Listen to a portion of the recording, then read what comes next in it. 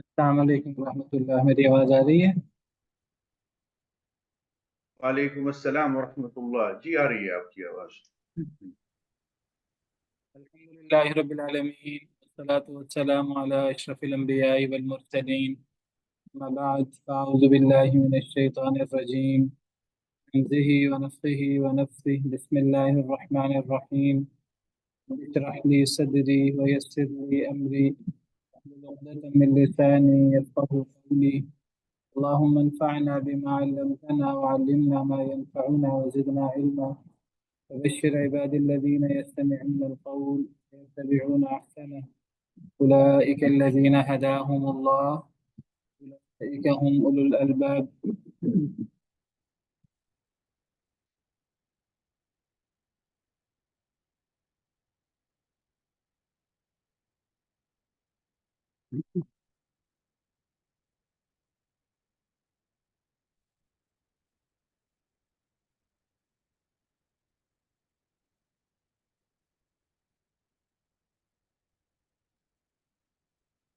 أعوذ بالله من الشيطان الرجيم، بسم الله الرحمن الرحيم، الحمد لله رب العالمين. سورہ فاتحہ کی ابتدا بسم اللہ الرحمن الرحیم سے ہوتی ہے۔ بسم اللہ الرحمن الرحیم سورہ فاتحہ کی پہلی آیت کریمہ ہے۔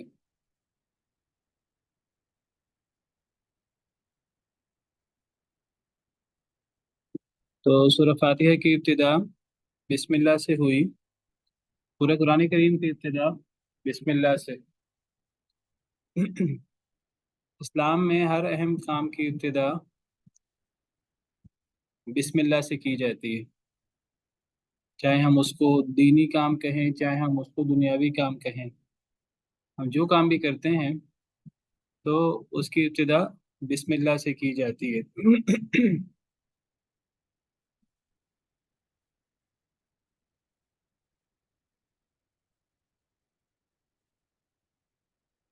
اگر ہم نے سفر کرنا ہے تو بسم اللہ کے ساتھ سفر کرنے کی ابتدا ہوگی، بسم اللہ مجریہا و مرساہا ان ربی لغفور الرحیم۔ اگر ہم نے مسجد میں داخل ہونا ہے تو بسم اللہ کہہ کر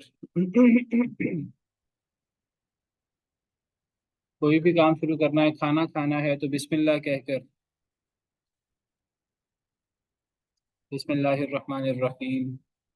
اگر بھول گئے تو بسم اللہ اولہ و آخرہ۔ اگر ہم نے سونا ہے تو بسم اللہ کہہ کر، بسمک اللہم اموت و احیا۔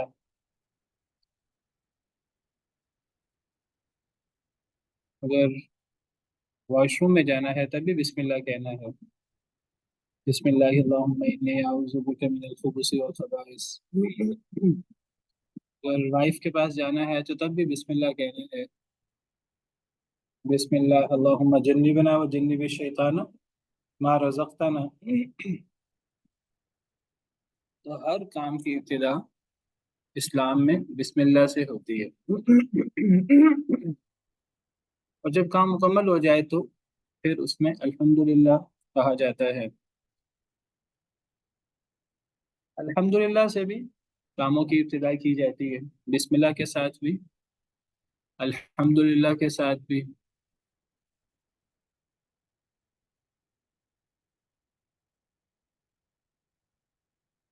بسم اللہ الرحمن الرحیم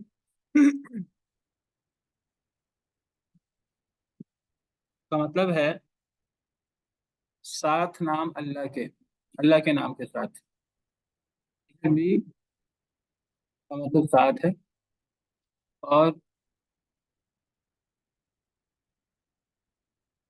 آگے لفظ اسم ہے۔ اس لفظ کس طرح ہے دیکھنے میں تو ہمیں سین میم اکٹھا لکھا نظر آ رہا ہے۔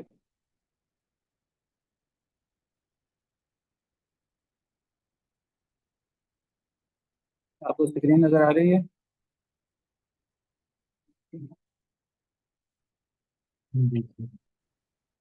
یہ دیکھنے میں تو ہمیں کہ بسم اللہ ایسے لکھا نظر آ رہا ہے، یہ لگ رہا ہے جیسے با سین میم یہ لفظ ہے، اصل میں یہ لفظ اس طرح ہے نہیں۔ یہ اصل میں کیا ہے؟ اصل میں بازر بھی ہے، اور اس کے آگے یہ ایک الگ لفظ ہے، اس کے آگے ایک لفظ ہے اسم، ان دونوں کو ملا کر اصل میں اسم بن گیا ہوگا۔ اس کو ویسے اگر لکھا جائے قرآن کریم کے علاوہ تو اس کو لکھنا چاہیے اس طرح کر کے، الف کے ساتھ، لیکن قرآن کریم میں یہاں سورہ فاتحہ سے پہلے، سورہ فاتحہ کے شروع میں اسے الف کے بغیر لکھا جاتا ہے۔ تو قرآن کریم کا لکھنا عام لکھنا وہ ایک جیسا نہیں ہے۔ قرآن کریم کے لکھنے کو رسم عثمانی کہا جاتا ہے، اصل میں وہ رسم نبوی ہے۔ نبی کریم صلی اللہ علیہ وسلم نے جیسے لکھوایا صحابہ کرام کو، میں نے کل ذکر کیا تھا کہ نبی کریم صلی اللہ علیہ وسلم پر قرآن کی کوئی وحی نازل ہوتی، کوئی آیت کوئی صورت نازل ہوتی، تو نبی کریم صلی اللہ علیہ وسلم اسے لکھوا دیتے صحابہ کرام رضوان اللہ علیہم اجمعین کو۔ اگر ہم تحقیق کریں، ریسرچ کریں، تو ہمیں پتہ لگتا ہے کہ نبی کریم صلی اللہ علیہ وسلم نے ہمیشہ اپنے ساتھ کاتبین وحی رکھے ہیں، وحی لکھنے والے، اور یہ 40 سے اوپر صحابہ کرام رضوان اللہ علیہم اجمعین تھے، اور یہ نبی کریم صلی اللہ علیہ وسلم کے خاص اعتماد والے لوگ تھے، ایسے لوگ کہ نبی کریم صلی اللہ علیہ وسلم ان سے قرآن لکھوائیں، اللہ کی وحی لکھوائیں، اور وحی لکھوانے پر، قرآن لکھوانے پر ان پر اعتماد کریں، کہ بہت بڑی ذمہ داری تھی، بہت بڑا اعتماد تھا کہ پیارے نبی صلی اللہ علیہ وسلم نے ان صحابہ کے نام رضوان اللہ علیہ مجمعین پر کیا۔ تو ان صحابہ کرام نے نبی کریم صلی اللہ علیہ وسلم کے سامنے قرآن لکھا، اپنی مرضی سے نہیں لکھ دیا کہ جو دل میں چاہا، جو دل میں آیا وہ لکھ دیا۔ نبی کریم صلی اللہ علیہ وسلم کے لکھوانے سے لکھا ہے،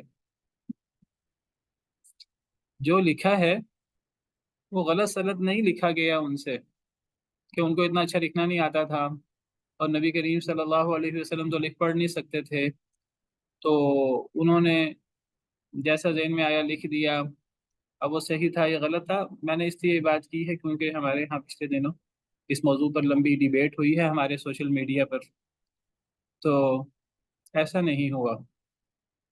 یہ سوچنا کہ صحابہ کرام کو اس انداز سے ابھی وہ لکھنے کے مرحلے میں اتنے ابھی وہ معیار تک پہنچے نہیں تھے کہ وہ لکھنے کے ماہر ہوتے، جیسا ان کو سمجھ آیا انہوں نے لکھ دیا، نبی کریم صلی اللہ علیہ وسلم اصلاح نہ فرما سکے، اور وہ غلطی ہوتی گئی، اور وہ آج تک غلطی چلی آ رہی ہے۔ نہیں، یہ موقف ایسا ہے کہ یہ موقف بہت خطرناک ہے، قرآن کریم کی حفاظت کے اوپر بہت بڑا الزام اس سے آتا ہے۔ باقی ایک الگ موضوع ہے، اسے گستاخی کہا جائے یا نہ کہا جائے، گستاخی وغیرہ کے لیے نیت ہونا اور پھر اس پر اصرار کرنا ضروری ہے، یہاں ایسی چیز نہیں ہے۔ بہرحال تو صحابہ کرام نے جو لکھا، تو نبی کریم صلی اللہ علیہ وسلم خاموش رہے، نبی کریم صلی اللہ علیہ وسلم نے اس کی اصلاح نہیں فرمائی، تو جب نبی کریم صلی اللہ علیہ وسلم خاموش رہے تو اس کا مطلب ہے کہ وہ صحیح لکھا ہے۔ اس بحث سے قطع نظر کے نبی کریم صلی اللہ علیہ وسلم کو آپ لکھ پڑھ سکتے تھے کہ نہیں لکھ پڑھ سکتے تھے، اس کے باوجود نبی کریم صلی اللہ علیہ وسلم کا خاموش رہنا، اور اس سے بڑھ کر اللہ رب العالمین کی رضا اور اللہ رب العالمین کے خاموش رہنا اور اللہ رب العالمین کا اصلاح نہ فرمانا، یہ اس بات کی بہت بڑی دلیل ہے کہ جو لکھا گیا ہے وہ صحیح لکھا گیا ہے، جیسے لکھا گیا ہے صحیح لکھا گیا ہے، اور جو لکھا گیا ہے اس کا تعلق پڑھنے کے ساتھ بھی ہے۔ ایک لمبا موضوع ہے، میں اس موضوع میں داخل نہیں ہوتا۔ جو قرآن کریم کی رسم ہے اس کا تعلق پڑھنے کے ساتھ بھی ہے۔ لنسفعن کے اوپر بات شروع ہوئی تھی، کہا گیا ہے کہ جی اس کو نون سے لکھنا چاہیے تھا، یہ نون خفیفہ ہے، اگر نون سے لکھا جاتا تو اس پر وقف بھی نون کے ساتھ ہوتا، حالانکہ اس پر وقف الف کے ساتھ۔ اسی طرح نبی کریم صلی اللہ علیہ وسلم نے صحابہ کرام کو سکھایا، اسی طرح صحابہ کرام نے تابعین کو، انہوں نے تبع تابعین کو، اور یہ سلسلہ آج تک آگے آیا۔ اگر اس کو نون سے لکھا جاتا جیسے کہا گیا کہ جی صحیح تھا کہ نون سے لکھا جاتا، تو یہ غلط لکھا گیا، تو پھر اس کو پڑھنا بھی نون کے ساتھ چاہیے تھا، حالانکہ اس پر وقف الف کے ساتھ ہوتا ہے بالاتفاق، بالاجماع۔ اس پر وقف الف کے ساتھ ہے، جب وقف الف کے ساتھ ہے تو الف کے ساتھ ہی لکھا جانا چاہیے تھا۔ اسی طرح بسم اللہ، یہ الف کے بغیر یہاں لکھا گیا ہے، یہ الف کے بغیر لکھا گیا ہے۔ اسی طرح نبی کریم صلی اللہ علیہ وسلم کے سامنے لکھا گیا، یہ صرف رسم عثمانی نہیں ہے، یہ رسم نبوی بھی ہے۔ نبی کریم صلی اللہ علیہ وسلم کے سامنے ایسے لکھا گیا، اسی کو سیدنا ابوبکر صدیق نے اپنے دور میں لکھوایا، اور یہی سلسلہ آگے بڑھ کر سیدنا عثمان بن عفان رضی اللہ تعالی عنہ کے دور میں اس کو لکھوا کر، اس کی کاپیاں، اس کے مصاحف تیار کروا کر قراء کے ساتھ مختلف شہروں میں بھجوائے گئے۔ تو بسم اللہ الرحمن الرحیم میں الف نہیں جاتا، ویسے اس طرح کر کے یہ الف نہیں ہے، یہ اصل میں حمزہ وصلی ہے۔ عام طور پر اگر حمزہ وصلی ہو تو اس کو لکھا جاتا ہے، لیکن یہاں اسے نہیں لکھا گیا۔ اس کی لکھتیں ہیں، ابھی ہمارا یہ موضوع نہیں ہے۔ تو یہ اصل لفظ کے ساتھ ہے، اگر اس کو ہم عام عربی زبان میں لکھیں، جب قرآن کریم میں لکھیں تو ہمیں اس کو الف کے بغیر لکھنا ہوتا ہے۔ تو یہ اصل لفظ ہے سات نام۔ قرآن کریم میں یہ لفظ ایک جگہ نہیں آیا، کئی جگہ آیا ہے، کہا جاتا ہے قرآن کریم میں یہ لفظ 6 جگہ آیا ہے۔ اچھا، بعض جگہوں پر الف کے ساتھ لکھا گیا، بعض جگہ الف کے بغیر لکھا گیا۔ کون سا لفظ؟ اسم، یعنی سات نام کے۔ یہ لفظ قرآن کریم میں ایک جگہ نہیں ہے صرف، اور بھی کئی جگہ پر ہے، 3 جگہ کے بغیر ہے۔ جب وہ الف کے بغیر ہے، پہلی جگہ یہ ہے بسم اللہ الرحمن الرحیم، جب یہ الف کے بغیر ہے تو ہمیں اس کو الف کے بغیر ہی لکھنا ہے، یہی اس کی رسم ہے، اور یہ رسم توقیفی ہے، ہمیں اس کو الف کے ساتھ نہیں لکھنا۔ مثال کے طور پر کون سے کلمات ہیں یہاں لفظ بسم موجود ہے، یہ دیکھیے۔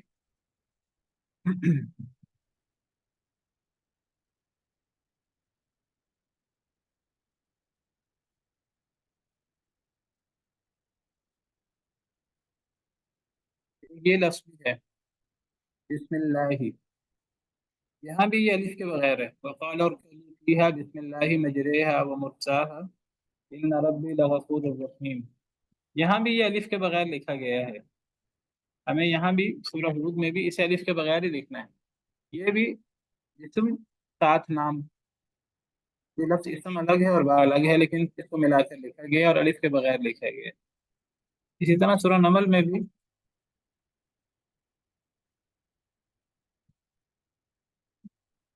سورہ نمل انه من سلیمان وانه بسم اللہ الرحمن الرحیم، یہاں بھی اسے الف کے بغیر لکھا گیا ہے۔ لیکن قرآن کریم میں ایسے مقامات بھی ہیں جہاں یہی لفظ اسم موجود ہے اور الف کے ساتھ۔ مثال کے طور پر اقرأ بسم ربک الذی خلق،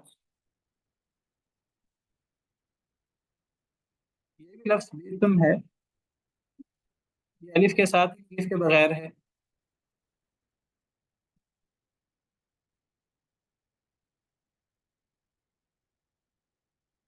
الف کے ساتھ لکھا، الف کے بغیر لکھا ہے۔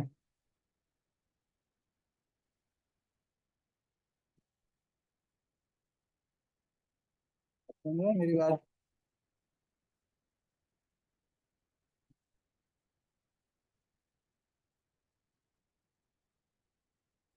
ہیلو،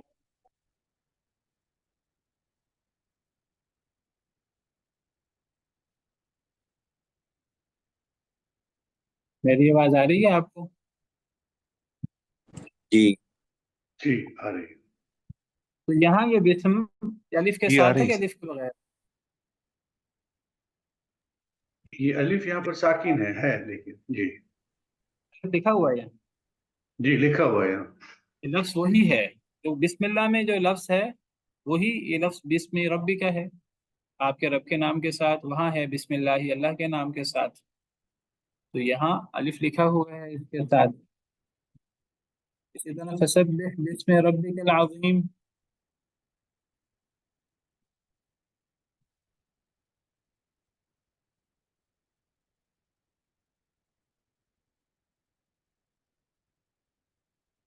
یہ بھی بسم ہے، یہاں بھی الف لکھا ہوا ہے.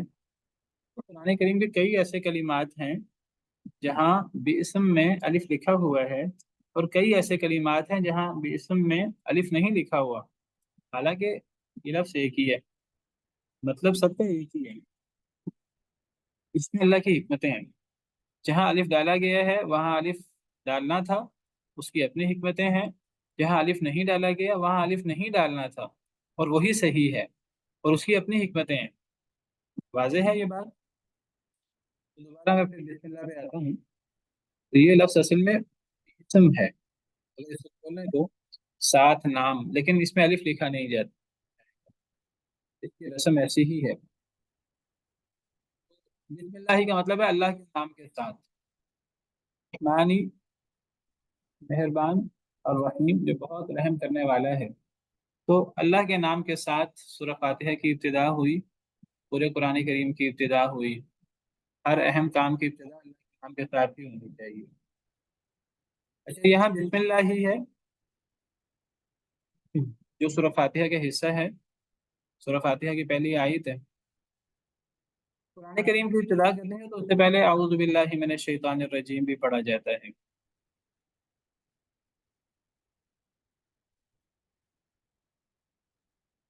ہمیں سورہ فاتحہ شروع کرنی ہے تو ہمیں بھی اس سے پہلے اگر ہم نے شروع کرنی ہو تو اعوذ باللہ من الشیطان الرجیم بسم اللہ الرحمن الرحیم پڑھنا چاہیے. پہلے تعوذ، پہلے اعوذ باللہ من الشیطان الرجیم پڑھنا چاہیے. کیوں پڑھنا چاہیے؟ اس لیے کہ اللہ تعالیٰ نے حکم دیا ہے کہ جب بھی قرآن کریم کو پڑھنے کا ارادہ ہو تو قرآن کریم کو پڑھنے سے پہلے اعوذ باللہ من الشیطان الرجیم پڑھنا چاہیے. تو نحل میں اللہ رب العالمین کا ارشاد ہے اذا قرأت القرآن فاستعذ باللہ من الشیطان الرجیم. سورہ نحل آیت نمبر 98 ہے. جب آپ قرآن کریم پڑھیں یا جب آپ قرآن کریم پڑھنے کا ارادہ کریں، یہاں یعنی ارادہ کریں یہ محذوف ہے، آپ قرآن کریم پڑھنے کا ارادہ کریں استعذ باللہ من الشیطان الرجیم، شیطان مردود سے اللہ کی پناہ میں آ جایا کریں. کیا مطلب؟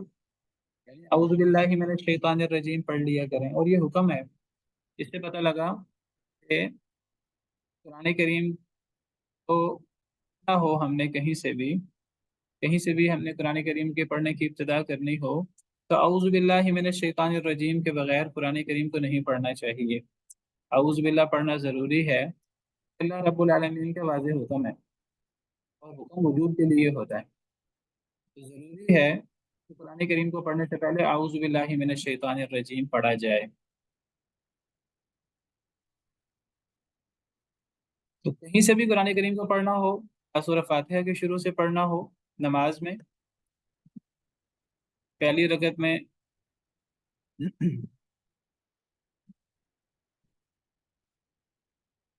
یا کسی اور صورت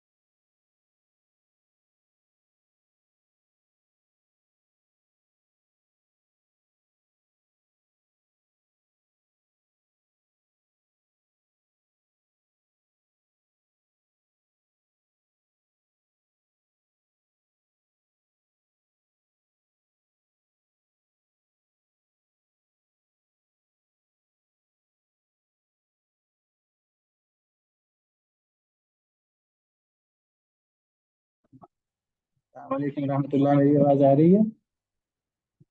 جی جی، تو میں ذکر کر رہا تھا، ڈسکنیکٹ ہو گیا تھا۔ میں ذکر کر رہا تھا کہ تو قرآن کریم کو ہمیں شروع کرنا ہو تو سورت کے شروع سے شروع کرنا ہو یا درمیان سے شروع کرنا ہو تو ہمیں اعوذ باللہ من الشیطان الرجیم ضرور پڑھنا ہے۔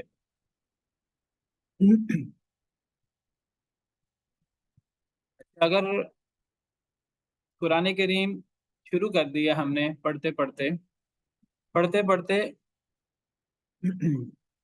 درمیان میں ایک نئی سورت شروع کرنی ہے تو نئی سورت شروع کرنے سے پہلے ہمیں اعوذ باللہ پڑھنے کی ضرورت نہیں ہے۔ اب اگر ہماری قرات جاری ہے، اگر ہم تلاوت کر رہے ہیں، درمیان میں ایک سورت مکمل کی، دوسری سورت شروع ہو گئی، تو دوسری سورت شروع کرنے سے پہلے بسم اللہ الرحمن الرحیم پڑھیں گے، اعوذ باللہ پڑھنے کی ضرورت نہیں ہے۔ اعوذ باللہ پڑھی جاتی ہے تلاوت کی ابتدا میں، آپ وہ سورت کی ابتدا سے تلاوت شروع کریں یا سورت کے درمیان سے تلاوت شروع کریں۔ اور بسم اللہ کہاں پڑھنی ہے؟ بسم اللہ وہاں پڑھنی ہے جہاں سے سورت شروع ہو گئی ہے، سوائے سورہ توبہ کی۔ سورہ توبہ میں ضروری نہیں ہے کہ بسم اللہ پڑھی جائے۔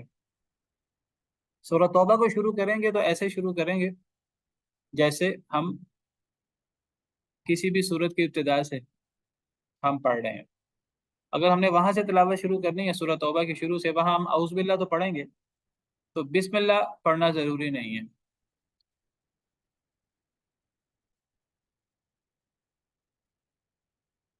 تو تلاوت کی ابتدا میں ہمیں اعوذ باللہ پڑھنی ہے، خواہ بسم اللہ ہم سورت سے شروع کریں، خواہ ہم سورت کے درمیان سے شروع کریں۔ بسم اللہ ہمیں سورت کے شروع میں پڑھنی ہے۔ اگر سورت کا درمیان ہے تو پھر ہمیں، اگر تلاوت ہم سورت کے درمیان سے شروع کریں تو وہاں ہم بسم اللہ پڑھ لیں تو بہتر ہے، نہ پڑھیں پھر بھی اجازت ہے۔ 3 صورتیں بنتی ہیں، یہ دیکھیے 3 صورتیں بنتی ہیں ایسے میں قرآن کریم کی تلاوت کی۔ اگر ہم قرآن کریم اگر ہم پڑھ رہے ہیں، السلام علیکم ورحمۃ اللہ۔ استاد مطلب اسکرین شیئر نہیں ہے آپ کی۔ اسکرین شیئر نہیں ہے، میں ایک منٹ اسکرین شیئر کر دوں۔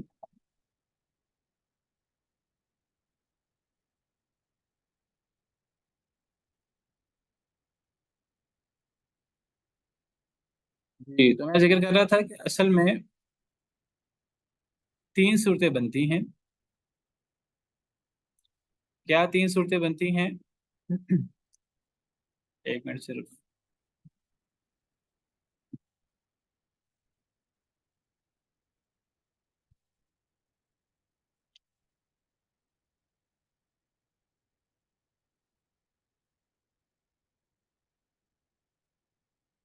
جی چلیں، سلائڈ مجھے مل نہیں رہی۔ ہاں جی، 3 صورتیں بنتی ہیں۔ پہلی صورت ہے ابتدائے تلاوت، ابتدائے صورت۔ ابتدائے تلاوت، ابتدائے صورت کیا مطلب؟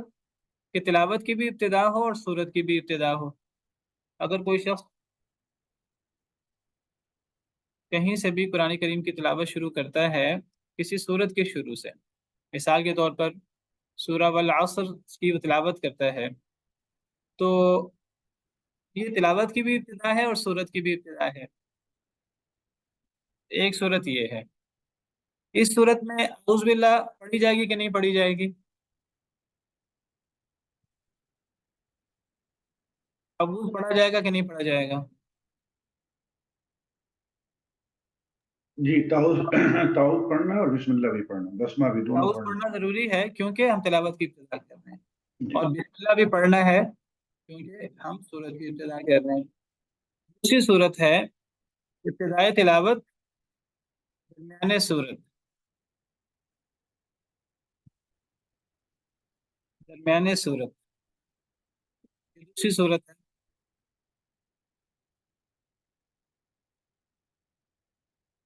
ابتدائے تلاوت، درمیان صورت، نہیں آپ تلاوت کی ابتدا کر رہے ہیں لیکن صورت کے درمیان سے آپ تلاوت کی ابتدا کرنا چاہ رہے ہیں۔ مثال کے طور پر اگر ہم دوسرے پارے کے شروع سے تلاوت کی ابتدا کرنا چاہ رہے ہیں، سَيَقُولُ السُّفَهَاءُ مِنَ النَّاسِ مَا وَلَّاهُمْ، یہ سورت کی ابتدا نہیں ہے، سورت کا درمیان ہے، سورہ بقرہ کا درمیان ہے، لیکن ہم یہاں سے تلاوت شروع کرنا چاہ رہے ہیں۔ تلاوت کی ابتدا ہے اور سورت کا درمیان ہے، تو اعوذ باللہ پڑھیں گے کہ نہیں پڑھیں گے؟ جی پڑھیں گے اعوذ باللہ پڑھیں گے کیونکہ تلاوت کی ابتدا ہے، بسم اللہ جی پڑھیں گے کہ نہیں پڑھیں گے؟ یا یہاں بسم اللہ پڑھنا ضروری نہیں ہے، اس لیے اختیار ضروری ہے۔ کیونکہ سورت کا درمیان ہے، اگر پڑھ لے تو بہتر ہے، بسم اللہ پڑھنا بہتر ہے، ضروری نہیں ہے، چاہیں تو نہ پڑھیں۔ اعوذ باللہ من الشیطان الرجیم سیقول السفہاء من الناس، یہ بھی ٹھیک ہے، اور بسم اللہ پڑھ لیں تو یہ بھی اچھا ہے، لیکن بسم اللہ پڑھنا یہاں ضروری نہیں ہے۔ یہی حکم سورہ توبہ کا بھی ہے، اگر وہاں سے ہم تلاوت کی ابتدا کریں۔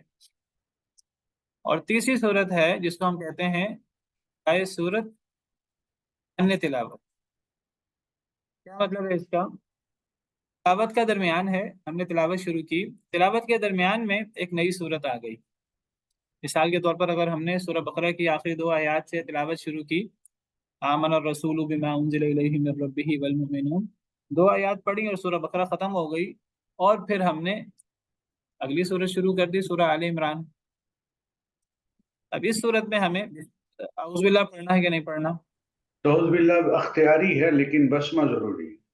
نہیں اعوذ باللہ نہیں، تلاوت کا درمیان ہے اور سورت شروع ہو رہی ہے، ہمیں اعوذ باللہ نہیں پڑھنی، اختیاری بھی نہیں ہے، ہم ہاں کیوں وہ پڑھیں؟ اچھا، اوکے اعوذ ٹھیک باللہ تو ہم جب تلاوت کی ابتدا کی تھی تب پڑھ لی تھی، اب جی جی تلاوت کی ابتدا نہیں ہے، اب تلاوت کا درمیان ہے، سورت کی ابتدا ہو رہی ہے، اب اعوذ باللہ نہیں پڑھنی ہمیں، تو صرف بسمہ۔ تعوذ نہیں پڑھنا، بسم اللہ پڑھنا ضروری ہے اس صورت میں، بسم اللہ پڑھنا ضروری ہے اس صورت میں کیونکہ سورت کی ابتدا ہو رہی ہے۔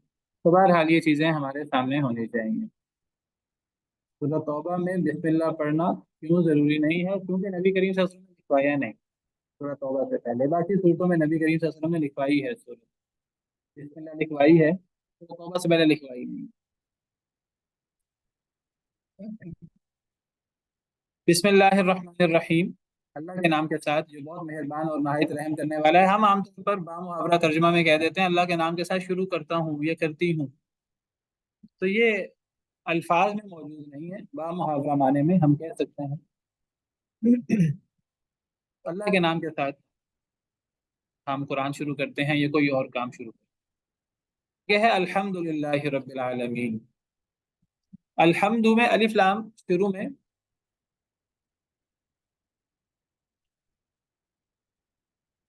الف لام کامن ناؤن کو پراپر ناؤن بنانے کے لیے آتا ہے، نکرہ کو معرفہ بنانے کے لیے آتا ہے۔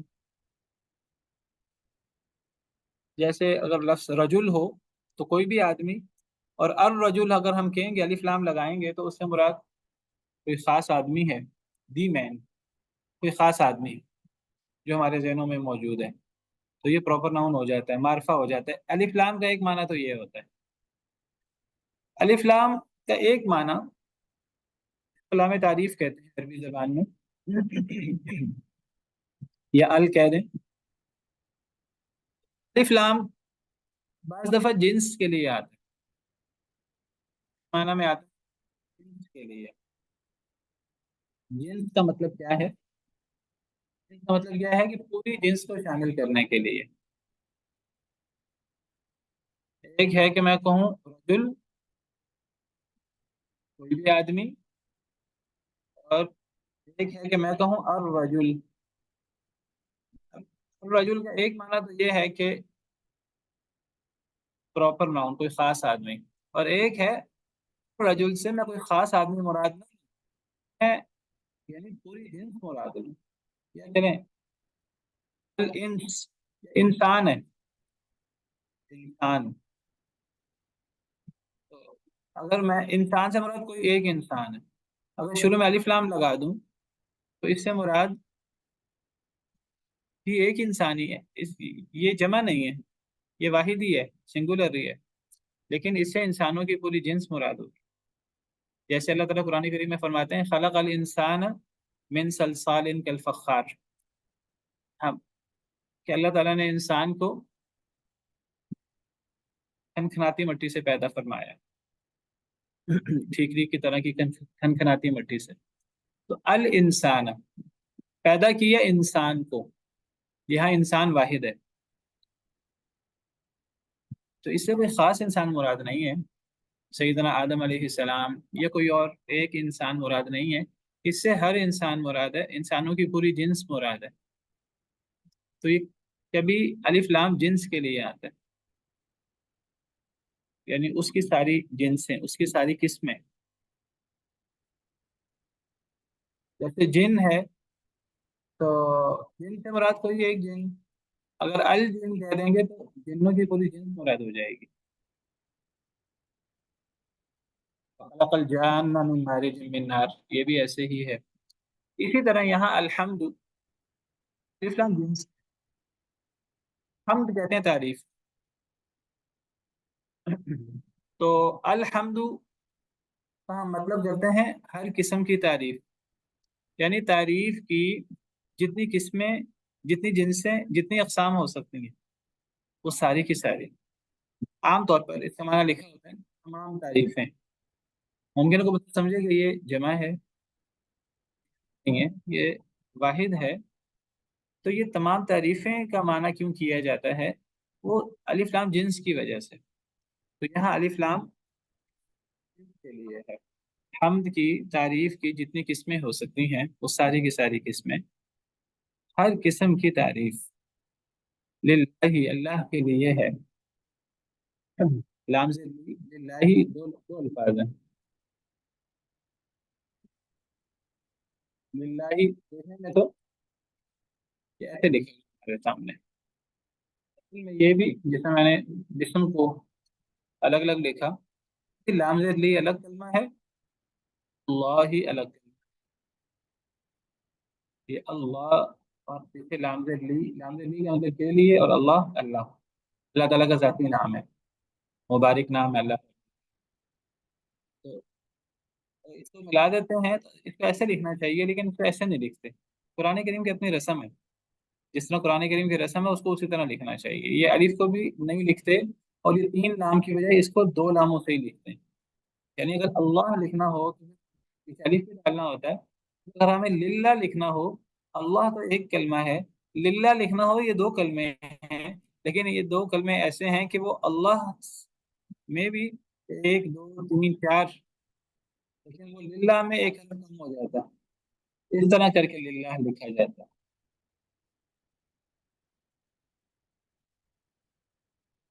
للہ، اللہ کا مطلب اللہ کے لیے، قسم کی تعریف اللہ کے لیے، اللہ کا ذاتی نام ہے۔ رب العالمین جو رب ہے تمام جہانوں کا، رب پالنے والا، پیدا کرنے والا، ہر قسم کا دھیان رکھنے والا، ہر قسم کی نگرانی کرنے والا۔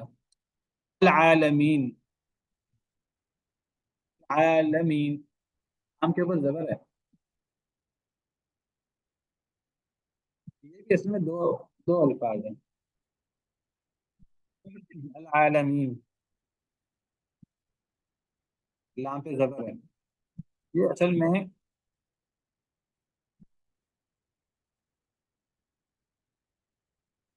اس طرح ہے، العالم الگ ہے، یانون الگ ہے۔ یانون جمع بنانے کے لیے ہے، زبان میں یا نون سے یا واو نون سے جمع بنتی ہے، جیسے مسلم ہے تو مسلمون، مسلم ہے تو ایک مسلمان، مسلمون ہے تو زیادہ مسلمان، مسلم ہے ایک مسلمان، مسلمین ہے تو زیادہ مسلمان، مؤمنین، قانتین، تائبین، تائبون، تو یہ واو نون یا نون جمع کے لیے آتی ہے، یہ جمع کے لیے ہے۔ اور یہ لفظ عالم، عالم ہوتا ہے اور ایک عالم ہوتا ہے، عالم میں اور عالم میں کیا فرق ہے؟ عالم کا مطلب جہان، دنیا، ایک دنیا، ایک جہان، اور عالم کا مطلب جاننے والا۔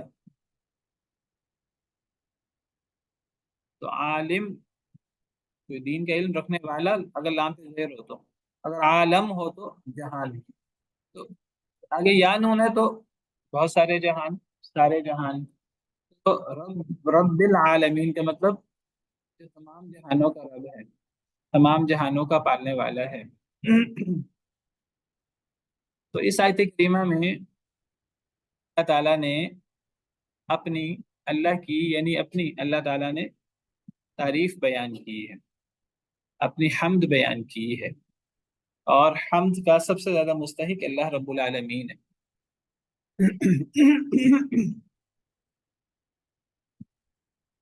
اللہ کی تعریف، سب سے زیادہ تعریف کا مستحق اللہ ہے، اس لیے کہ سب سے زیادہ احسانات اللہ رب العالمین کے ہیں، سب سے زیادہ احسان اللہ رب العالمین کے ہیں۔ جب سب سے زیادہ احسان اللہ رب العالمین کے ہیں تو سب سے زیادہ تعریف اللہ رب العالمین کی ہونی چاہیے۔ تو اللہ رب العالمین نے اپنی تعریف بیان کی ہے خود، گویا کہ ہمیں سکھائی ہے انسانوں کو کہ ہمیں اللہ رب العالمین کی زیادہ سے زیادہ تعریف بیان کرنی ہے۔ اور جب اللہ رب العالمین کی تعریف بیان کی جائے تو اللہ رب العالمین بہت زیادہ خوش ہوتے ہیں، بہت زیادہ راضی ہوتے ہیں، بہت زیادہ انعامات دیتے ہیں۔ اور یہ اخلاق عالیہ کا تقاضا ہے کہ جس نے احسان کیا ہو تو اس احسان کا شکریہ ادا کرنا چاہیے۔ کوئی انسان کسی دوسرے انسان پر احسان کرے، اس کا شکریہ ادا کرنا چاہیے۔ ایک انسان دوسرے انسان پر کتنا احسان کر سکتا ہے؟ سب سے زیادہ احسانات تو اللہ رب العالمین کے ہیں۔ اللہ رب العالمین نے پیدا کیا، اگر اللہ تعالیٰ پیدا ہی نہ کرتے تو ہم ہوتے ہی نہ، ہم وجود میں ہی نہ آتے۔ اللہ رب العالمین نے پیدا کیا اور سب سے افضل مخلوق بنایا، انسان بنایا۔ ہم سے پوچھ کے تو نہیں بنایا، ہماری کوئی ایسی صلاحیت نہیں تھی کہ اگر اللہ تعالیٰ ہمیں کچھ اور بنا دیتے تو کوئی اللہ کا نعوذ باللہ نقصان ہو جاتا، نہیں۔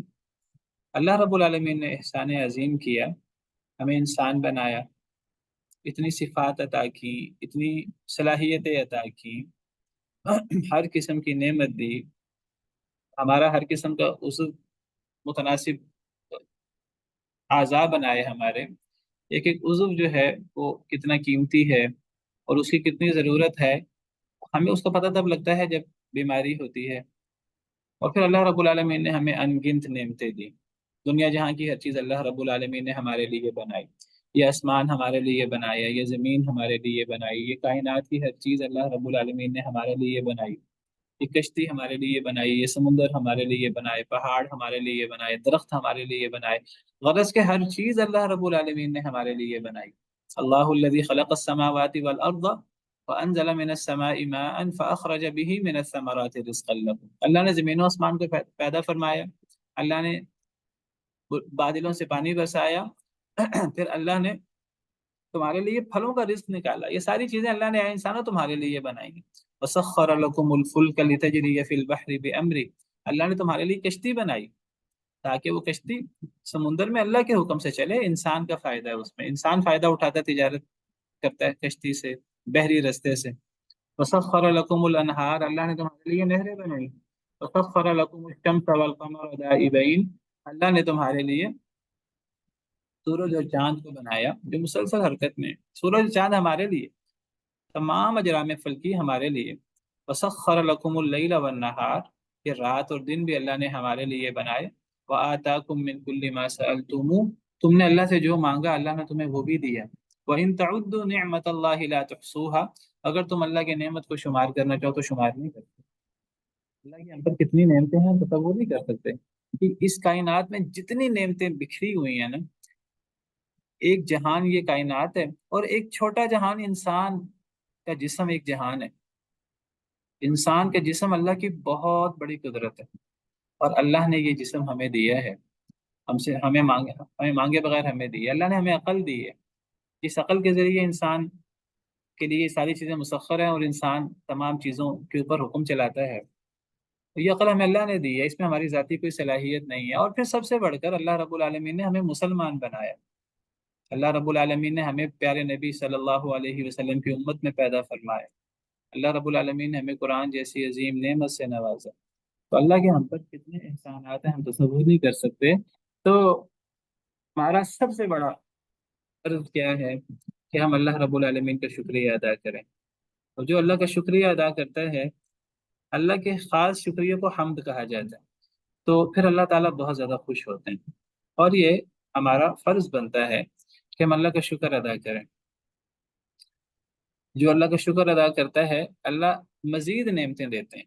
وَإِذْ تَأَذَّنَ رَبُّكُمْ لَئِن شَكَرْتُمْ لَأَزِيدَنَّكُمْ، تمہارے رب نے اعلان کیا کہ اگر تم شکر کرو گے تو میں تمہیں زیادہ نعمتیں دوں گا۔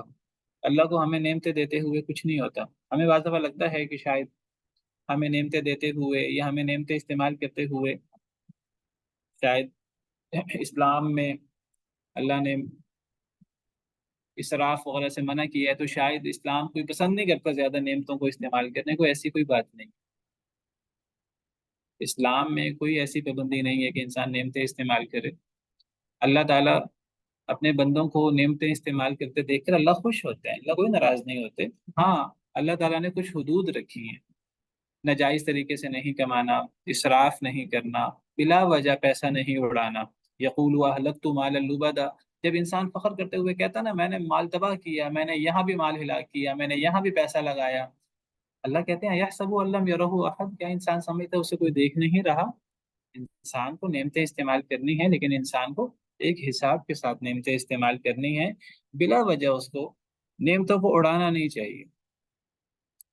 تو اگر ہم اللہ کا شکریہ ادا کریں تو اللہ کہتے ہیں میں تمہیں مزید نعمتیں دے دوں۔ وَإِذْ تَأَذَّنَ رَبُّكُمْ لَئِن شَكَرْتُمْ لَأَزِيدَنَّكُمْ، لیکن کہا اگر شکر ادا نہیں کرو گے تو پہلی نعمتیں بھی چھین لوں گا، پھر عذاب دوں گا۔ وَلَئِن كَفَرْتُمْ إِنَّ عَذَابِي لَشَدِيدٌ، البتہ اگر تم کفر کرو گے، ناشکری کرو گے، تو میرا عذاب بڑا سخت ہے۔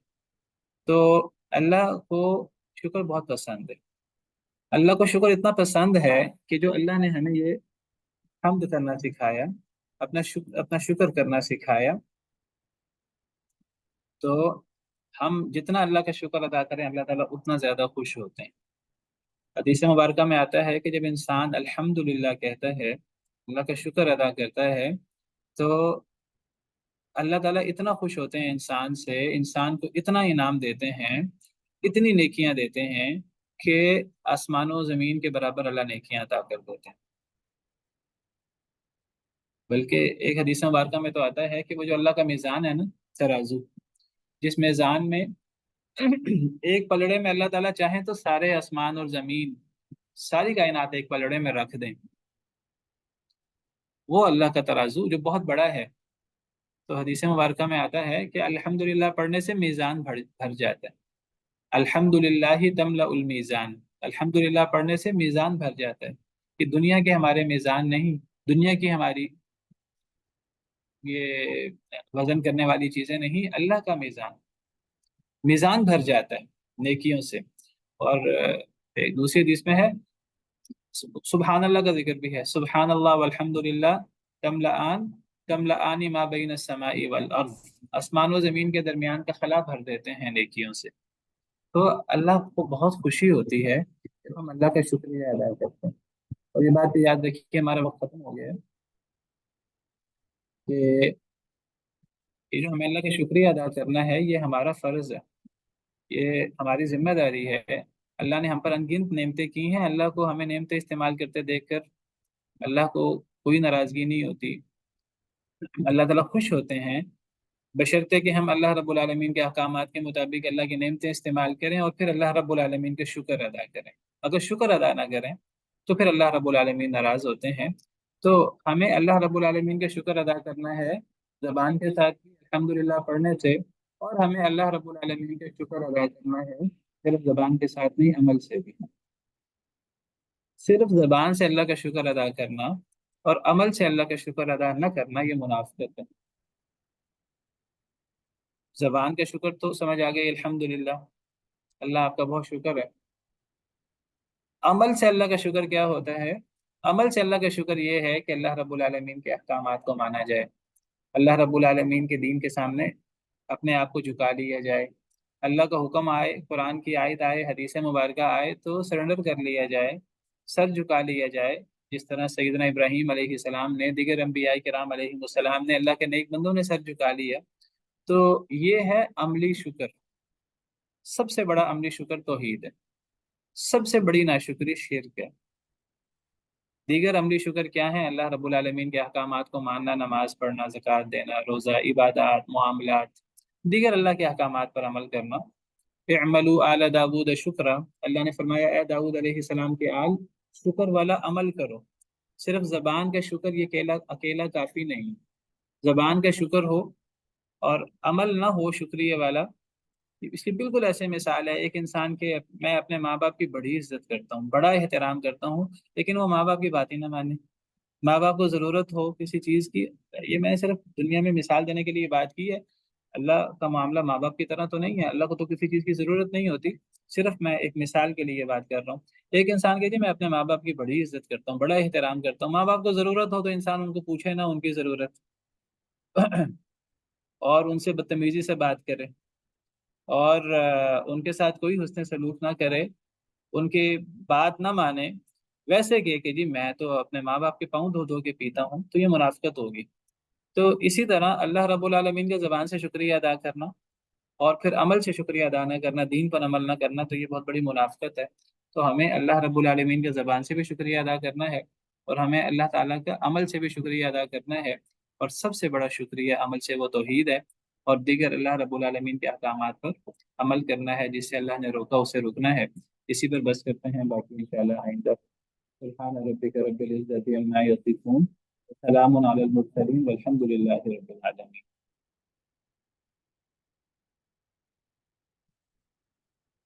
کوئی سوال آپ کا تو کر سکتے ہیں ورنہ پھر ڈسکشن گروپ جی السلام علیکم ورحمۃ اللہ. استاد ایک چیز یہ حمد جو لفظ ہے اور اس کے ساتھ ساتھ میں ایک حدیث کل آپ نے سنائی تھی جس میں ثنا کا لفظ آیا تھا. یہ ذرا دو لفظ کا جو ہے جو باریک جو فرق ہے یا جو ہے یہ ذرا سا آپ تھوڑا سا بتا دیں گے ہمیں، ثنا اور حمد میں کیا فرق ہے؟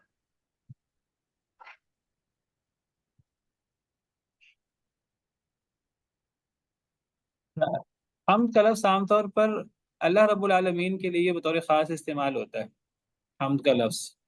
جی باقی ثنا کا مطلب بھی تعریف ہوتا ہے. ثنا کا لفظ اللہ کے علاوہ مخلوق کے لیے بھی استعمال ہو جاتا ہے. اللہ تعالیٰ خود ثنا کرتے ہیں. نبی کریم صلی اللہ علیہ وسلم پر جو اللہ تعالیٰ درود بھیجتے ہیں تو اس کی تفسیر، اس کی تشریح بعض علماء نے کی ہے کہ وہ اللہ کی ثنا ہے جو اللہ تعالیٰ نبی کریم صلی اللہ علیہ وسلم کی کرتے ہیں. واللہ عالم، مزید فرق بھی ہو سکتا ہے. ویسے تو اور الفاظ بھی ہیں، ایک لفظ مدح بھی ہے، مدح، ایک لفظ حمد بھی ہے، ایک لفظ شکر بھی ہے. ان کے کچھ ذیلی کچھ باریک باریک فرق ہیں. قرآن کریم میں جو لفظ بھی استعمال ہوتا ہے تو وہ لفظ ایک مخصوص معنی میں استعمال ہوتا ہے. جہاں حمد استعمال ہو وہاں حمد ہی استعمال ہونا چاہیے، وہاں حمد کا استعمال ہی سب سے بہتر تھا. جہاں لفظ شکر استعمال ہوتا ہے وہاں شکر کا، اب بعض جگہوں پر اللہ فرماتے ہیں انشکر لی ولی والدیک، کہ اے انسان میرا بھی شکر ادا کرو، اپنے ماں باپ کو بھی شکر ادا کرو. وہاں اب اللہ تعالیٰ نے لفظ شکر استعمال کیا، وہاں شکر کا لفظ کا استعمال ہی سب سے بہتر ہے.